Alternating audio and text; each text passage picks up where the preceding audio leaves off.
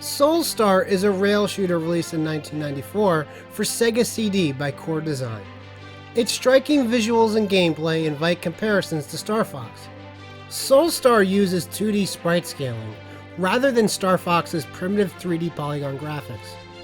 Full motion video is often seen as the Sega CD's main addition to the Genesis, but it also added hardware support for this type of sprite scaling, which was only seen in the arcade or the monstrously expensive Neo Geo.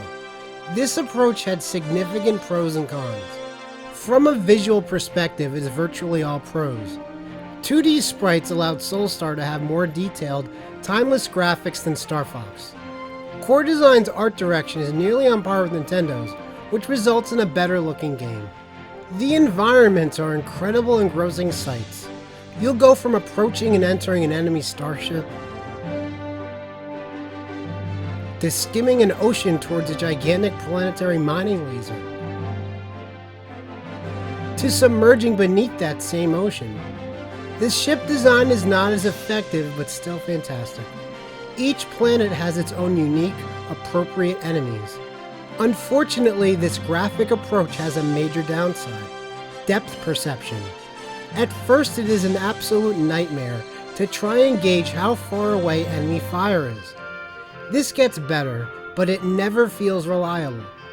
Avoiding enemy fire feels impossible at times. And what doesn't help is that your ship sprite is so big that it blocks a significant portion of the screen. You have to constantly move simply to keep full sight of the battle space. Power-ups are picked up by flying through rings, but it's so difficult to figure out when you get through the rings that you need to stay stationary for longer than is safe. There are two types of levels: flying levels and ground vehicle levels. The flying levels are fun and speedy and rewardingly challenging. The ground levels have interesting twists and fun objectives, but they are absolutely crippled by a control scheme unable to deliver the type of precision the game demands. Danger is everywhere, so constant movement is a must to avoid damage. But if you move forward, the front of your ship pitches down, making you fire below, not straight ahead. To kill enemies, you either need to stop and get pummeled, or make endlessly boring attack runs. You need to constantly change height, which requires moving your thumb from the A button all the way to C to move up or down. It is extremely difficult to pull this off in time to avoid damage. And then there is Soulstar's incomprehensible HUD. I had to consult the instruction manual to figure this out, and it was less than helpful. The manual says the shield indicator will incrementally reduce as you take hits.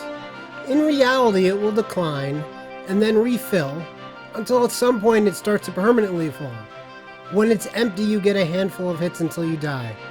There is no way to increase it past the 25% it starts at. The manual states that the status display will show the amount of physical damage your ship has taken. This is a complete lie. In all of the hours of this game I have played, through all of the deaths, this meter has not changed once. The power display manages how fast your ship can move. Power-ups increase, hits decrease. The difference in speed is barely noticeable. For whatever reason, it also seems to have an unstated link to the shield indicator. It is when your power display is fully depleted that your shield indicator starts permanently declining. And once your shield indicator starts permanently declining, you cannot increase your power display.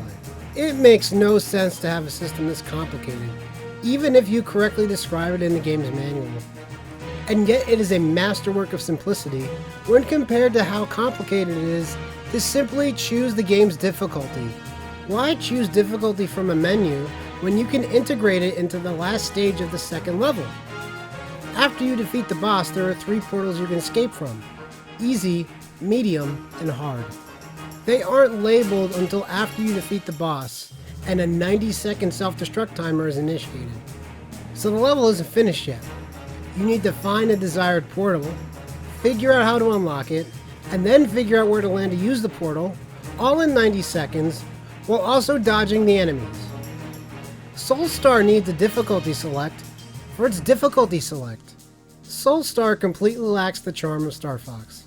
Your character has no personality, and no wingmen to fill in the blank.